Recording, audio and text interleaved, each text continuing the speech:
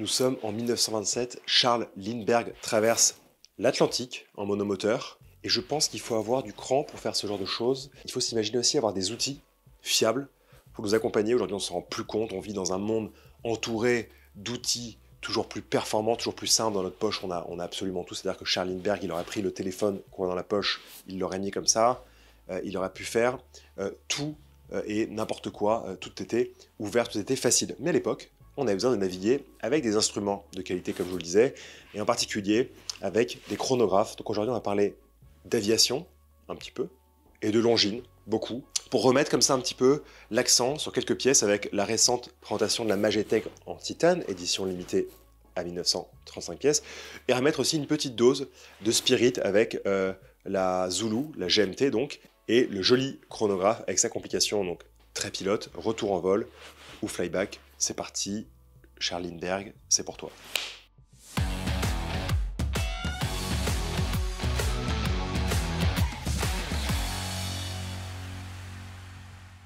Ce qu'il faut se dire, c'est qu'au début du XXe siècle, et ça commence même déjà avec le grand Alberto Santos Dumont, et plus tard, comme je disais, Charles Lindbergh, on va avoir le développement de l'aviation, pour arriver plus tard au développement de l'aviation civile. Mais d'abord, on va avoir des pionniers comme ça, qui se sont réveillés un jour en disant, en fait, même si je mets ma vie en danger, et même si je meurs demain, je veux quand même révolutionner le fait de pouvoir, avec deux ailes comme ça, face au vent, pouvoir rester en l'air le plus longtemps possible, ce qui est vraiment un truc de fou furieux. Au début, je pense qu'il faut juste du cran, de l'énergie, un peu de débilité, mais comme on aime, la bonne débilité.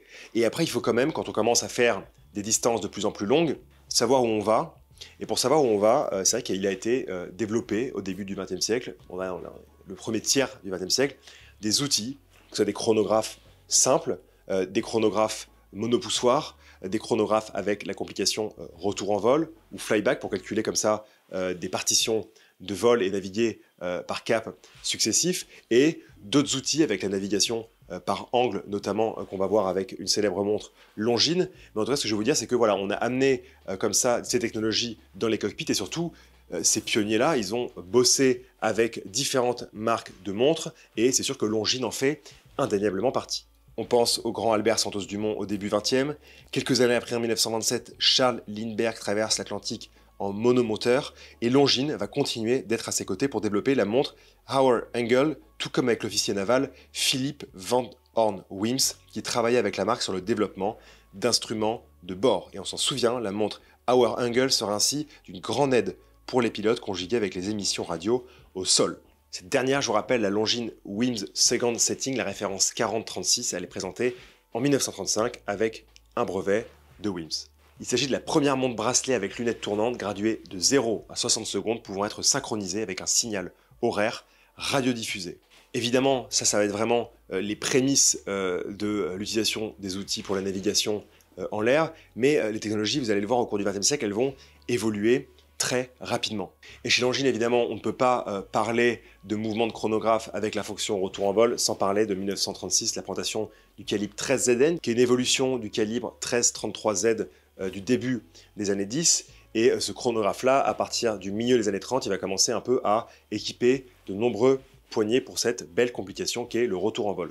Explication tout de suite. Le problème du chronographe, c'est que quand vous êtes sur le sol, tout va bien, vous le démarrez, vous l'arrêtez avec le même bouton poussoir, vous le remettez à 0 en bas et vous réappuyez pour une nouvelle mesure. Vous voyez, en tout cas, on a le temps, c'est tranquille, on est en sécurité sur le sol. Quand on est en altitude, dans un avion, et qu'on a besoin, pour la navigation, de reprendre tout de suite, je veux dire immédiatement, une nouvelle mesure du temps avec le chronographe, on n'a pas le temps en fait d'arrêter, de remettre à 0, de redémarrer. Ça prend trop de temps et on perd en fait des précieuses secondes qui vont peut-être nous dévier un peu trop de notre trajectoire. Pour ça donc, le retour en vol, c'est-à-dire que vous démarrez le mouvement du chronographe, l'aiguille du chrono central commence à partir, et ensuite avec le bouton poussoir du bas, vous appuyez, l'aiguille centrale revient immédiatement à 0 et repart tout de suite pour une nouvelle mesure. Donc c'est immédiat et c'est très pratique pour les pilotes quand ils doivent se repérer en l'air. Et parce qu'aujourd'hui on vous parle d'aviation et Longines, je vais vous présenter un peu quelques pièces des collections Longines qui ont un rapport important avec l'aviation, et je vais commencer avec la célèbre Longines Pilote Magetech, avec la présentation cette année d'une déclinaison en titane en édition limitée, alors que l'année dernière, en 2023, on découvrait la réédition de cette montre en acier. Avant de vous la présenter, un peu d'histoire et pourquoi on appelle cette montre Magetech. Si vous parcourez les archives Longines des années 10 aux années 30, vous allez pouvoir trouver de très beaux exemples de boîtiers de forme coussin.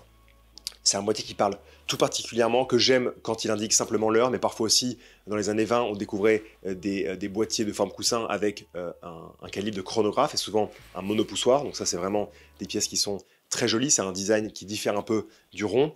Et au milieu des années 30, chez Longines, on va prendre ce boîtier coussin, on va lui mettre une lunette tournante bidirectionnelle avec un petit cadenage, comme ça c'est bien préhensible, notamment avec des gants pour les militaires et les pilotes de l'air, et comme ça avec un repère luminescent pour permettre de faire quelques calculs plutôt simples, vous vous en doutez. D'ailleurs, si vous réfléchissez bien et si vous avez déjà vu ce côté lunette tournante bidirectionnelle avec seulement ce petit repère en triangle luminescent, ça doit vous rappeler normalement quelques outils de bord, des chronographes de bord ou des horloges de bord particulièrement, avec l'heure uniquement, qui avaient cette lunette tournante bidirectionnelle. Donc on va prendre cet outil d'un instrument de bord et on va le mettre sur le poignet des pilotes. Et là vous vous dites, mais ok Nico, mais ça veut dire quoi Magetech? C'est pas un jeu de société, je vous le dis tout de suite, et c'est un rapport avec un mot d'une autre langue. En effet, Magetech, ça signifie tout simplement propriété. Au début de la Seconde Guerre mondiale seront livrées des montres Longines à l'armée tchèque qui les fera graver au dos Magetech Vojenské Sprawy. Je ne sais pas si la prononciation est bonne, elle l'est sûrement pas, mais vous avez l'idée. Pour propriété de l'administration militaire. Après l'annexion des Sudètes par Hitler et l'aviation tchèque matée, quelques pilotes arrivèrent à s'enfuir à l'ouest et servirent la Royal Air Force leur montre au poignet. Sans vous faire tous les détails d'une période dont je ne connais pas toute l'histoire, vous comprenez le lien que cette montre a entretenu avec le terrain militaire. On a le plaisir ici de retrouver toute l'identité de la montre Longines de format coussin des années 30, dans un boîtier de 43 mm de diamètre pour une épaisseur de 13,3 mm. Donc vous le voyez, c'est quand même une montre assez impressionnante.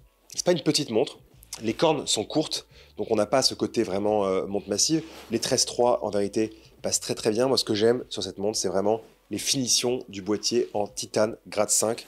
On a vraiment, on pourrait se couper sur les angles des cornes, il n'y a pas de chanfrein. Le seul chanfrein qu'on va avoir, il court tout autour du plat du boîtier coussin.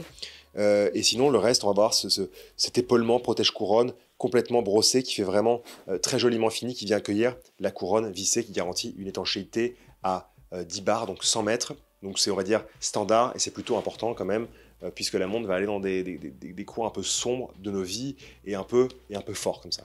Pour cette édition spéciale en titane grade 5, on va retrouver un cadran proche du noir, un cadran vraiment gris foncé avec des index peints, chiffres arabes luminescents et surtout vraiment signature des années 30, ce petit chemin de fer pour la minuterie. Et comme je vous le disais au départ, on retrouve sur cette montre la lunette bidirectionnelle légèrement crantée pour l'appréhension avec le petit repère luminescent qui permet voilà, de faire des calculs de temps de vol. Le détail que j'aime beaucoup, vous vous en doutez, sur cette pièce, c'est d'avoir vraiment la typographie originale de Longines à midi. Moi qui vois beaucoup de Longines des années 30, 40, 50, 60, on a vraiment le côté charmant et surtout précis de ce qu'était la typographie Longines alors.